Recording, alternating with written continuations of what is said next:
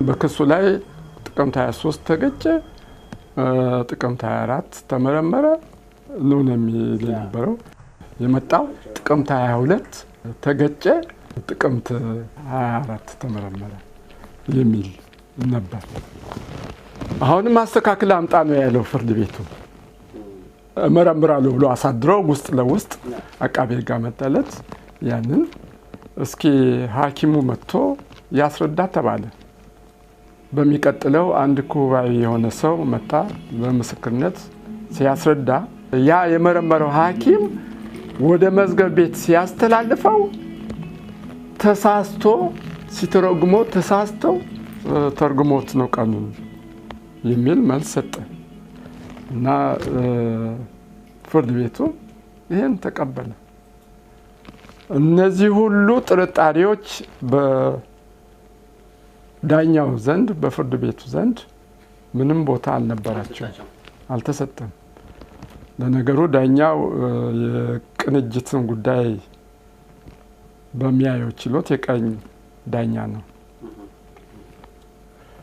የውቀት ማነስ ትንሽ አለበት ብዬ እገምታለሁ ዲፕሎማ ነው ልዑል ገብረ ማርያም እና በዛ በቅንጅት ጉዳይ ላይ በጣም በተለይ ተከራክረው ጉድ ያሰኙት ዳንኤልና ነጻነት ላይ እንኳን የልዩነት ድምጽ ሰጥተው የወሰኑባቸው እሱና የሱ ተከታይ ነው እና ዳኛ አይደለም የጠፋው ዳኝነት ነው የጠፋው አሉ ዳኞች እነዚያ ዳኞች ጋር አይሄዱም ብዙም ጊዜ ጉዳዮች ተመርጠው ነው እንዲህ ያለው ክሶች በሚዘጋጁበት ጊዜ እንዲያይ የተቀመጠ ሰው ነው በጠቅላይ ፍርድ ቤት ምክትል ፕሬዝዳንት አማካኝነት ባቶ መንበረ ፀሐይ ደረጃ ነው የሚነግሩን ወይስ በካለው ስርዓት ጋር በታማኝነት ወይ በካለው ስርዓት በታማኝነት ካሰራር አለ ካሰራት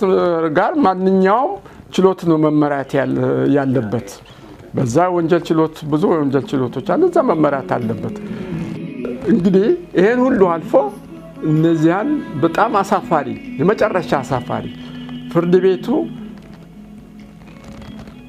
ከሳት ወደ ረመጡ የገባበት ሁኔታ ነው የሚያሳየን እና ሞቷል እንላለን ሞቷል ይባላል ግን አሁን ጭራሽ ጭልጥ ብሎ የሞተበት መንግስትም ድርጅቶችን ነበር ከዚህ በፊት ሲያጠቃይ ነበረው ሰብአዊ መብት ድርጅቶችን ኤንጂኦችን ፓርቲዎችን ነበር ሲያጠቃይ ነበሩ አሁን ወርዶ ወደ ግለሰብ ደረጃ የደረሰበት ሁኔታ ነው ለኢትዮጵያ አንድነት ለቆሙ ሰዎች ስለ አንድነት ለምንድነው በሚል መልኩ እንደዚህ ወደ ግለሰብ ደረጃ የተወረደበት ሁኔታ ነው ያየነው እና ያየነው ያለነው እስቲ ወደ መጨረሻው ብይን አሰጣጡ ላይ እንሂድ ተወልደምከይ አው እንግዲህ እንዳየነው ብይን አሰጣጡ እኔ መቼም እንዲህ አይነት ሁኔታ ላይ ፍርድ ቤቱ ደርሶ እንዲህ ያለ ብይን ይሰጣል ብያል አሰብኩም ግን ፍርድ ቤቱ እንዲህ አይነት አሳፋሪ የሆነ ብይን ይከላከል ብሏል አሁን መከላከያ ቢያቀርብስ ያ መከላከያ ይረዳዋል አይረዳውም እኔ እሰጋለሁ በማንናቸው እውነተኛ ዳኛ የሆነ እውነተኛ አይምሮ ያለው ሰው ነፃ መልቀቅ ነበረበት በነፃ አንድም አቃቤ ህግ አስረድቷል የምንበት አንድም ነጥብ የለም በብይን መልቀቅ ሲኖርበት እስከነጭራሹ ስላለው ሁኔታ በተናገረ ጨለማ ውስጥ ነው የከተቱትና ልክ አሁን የቅንጅት መሪዎችን ይቅርታ አስብሎ እነሱ በገደሉ ገዳይ ተከሳሽ መሆኑ ቀርቶ በጣም አስነዋሪና የተገላቢጦሽ ሆኖ ተከሳሽ ጉዳት የደረሰበት ከሳሽ ጉዳት አድራሽ ነው የሆነው እና ያው ልክ በዛው በለመደው አሁን ወደ ግለሰብ ደርሰው ያው ይወሰንበታል ቀጥሎ ሲወሰንበት እነ ኃይሌ አሉ ያው ይቅርታ በነሱ በእነ ኃይሌ በእነ ፕሮፌሰር ይሳቅ ነው የሚባሉት ይቅርታ እንዲጠይቅ ለማድረግ ይመስለኛል ነገር ያው በዚህ አይነት እኔ ይወስኑልታል ብዬ አላስብም ምናልባት ሊወስኑበት እያዘጋጁት ነው። ይሄ አዝማሚያም በተለይ አጣጫዎች ይነገራል። ምናልባት ቴዲ ይቅርታ እንዲጠይቅ ወይም ደግሞ እንደዚህ አይነት ሀሳቦች ይሰነዘራል። ይህን እንኳን ምናልባት እርሶ ከኮምፓኒ የሚነግሩን ነገር ያለ አይመስለኝም።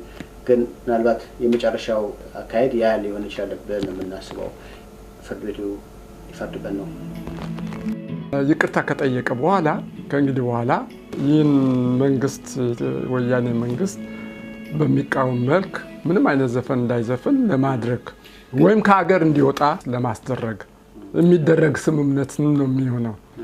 ዳኛው ለምካል ይሄ አካሄድ ግን ምናልባት ቴዎድሮስን በተለየ መንገድ በድዝ መንገድ ሽምግልና ማስገባት ወይም እርቅ እንዲጠይቅ ማድረግ የሚለው በኢትዮጵያ ውስጥ የህግ አፈጻጸም ምን ያህል ደካማ መሆኑን ያሳያል። ምክንያቱም ቴዎድሮስ እስካሁን ድረስ የሚታወቀው በይፋ በመንግስት በስልጣን ላይ ባሉ ግለሰቦች በደረቅ ወንጀል ነው፣ በነፍስ ግድያ ነው እና ከዛ ተነስቶ ወደዚህ መሻገሩ እስቲ እንደገና ይሄንን አናላይዝ ለማድረግ ሞክሩ። ህጎቻችን በኃይለ ሥላሴ ጊዜ የነበሩ ህጎች ናቸው በአሁኑ ጊዜ ያሉት። ከዓለም ምርጥ 10 ህጎች መካከል የፍትሐ ብሔሩም የወንጀለኛ መቅጫ ህጉም አንዱ ነው። የኢትዮጵያ ህግ ስነ ስርዓቱ ጭምር ወንጀለኛውን ህግ እነሱ በራሳቸው ለነሱ በሚያመች መልክ በየአይተሙ እድሜ የተወሰነ ጨምረው ነው ያወጡት። ያሻሻሉት ነገር ሌላ ነገር የለም። ይሄም ሆኖ ህጉ አይደለም ችግሩ ያለው አፈጻጸም ላይ ነው ችግሩ ያለው ራሱ ያወጣውን ህግ ራሱ የማከብርበት ሁኔታ ላይ ነው የደረስነው። ተከርችሟል፣ ልዩ ህጎችም ተከርችሟል። ስለዚህ አሁን እየታየ ያለው የህግ አካሄድ አይደለም። አሁን ዳኝነት አይደለም እየታየ ያለው። ቅድም ያልኩት ነው። ልዑል ገብረ ማርያም በጣም የሚታመን ዳኛ ነው። ለነሱ ስርዓቱ አቃቤ ህግ የነበረ ነው።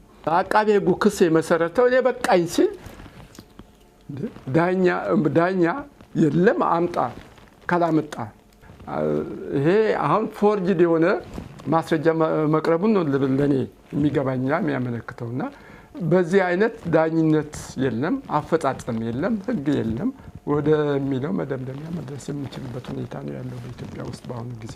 ስለዚህ ዳኛው ወልደሚካኤል በእርሶ ትንታኔ መሰረት ቴዎድሮስ ለእስር የተዳረገው እንደሚባለው በነፍስ ግድያ ሳይሆን በፖለቲካ ውሳኔ ነው? አዎ፣ እሱ ያዜማቸው ዜማዎች ቅድም ያልኳቸው በተለየ ለዚህ ዳርገውታል። አሁን የማድላት አይደለም። እኔ ዳኛ ነኝ፣ የምናገራቸው መዝኜ ነው፣ በሰበሰብኳቸው ማስረጃዎች መሰረት ነው አካሄዱን፣ የፍርድ ቤቱን ችሎቶችን፣ ማስረጃዎችን አሰባሰብን አይቼ ለይቼ በቀመርኳቸው ነው አሁን ወደ ማጠቃለያ ላይ የምደርሰው። የተሰራው አሁን የማስረጃዎቹ ሲታዩ አጠቃላይ በፍጹም ሊያስከስሰው የሚችሉ ማስረጃዎች አይደሉም። ዳኛ ወልደሚካኤል መሸሻ በድጋሚ ዝግጅታችን ክፍል ድረስ ጥራችንና ክብሮት ስለመጡ እናመሰግናለን። ለሰጡንም ቃለ መጠይቅ እናመሰግናለን። ወደፊት ደግሞ በሌላ ርዕሰ ጉዳይ እንደምንገናኝ ተስፋ እናደርጋለን። እኔም በጣም አድርጌ አመሰግናለሁ ይህን እድል በመስጠታችሁ።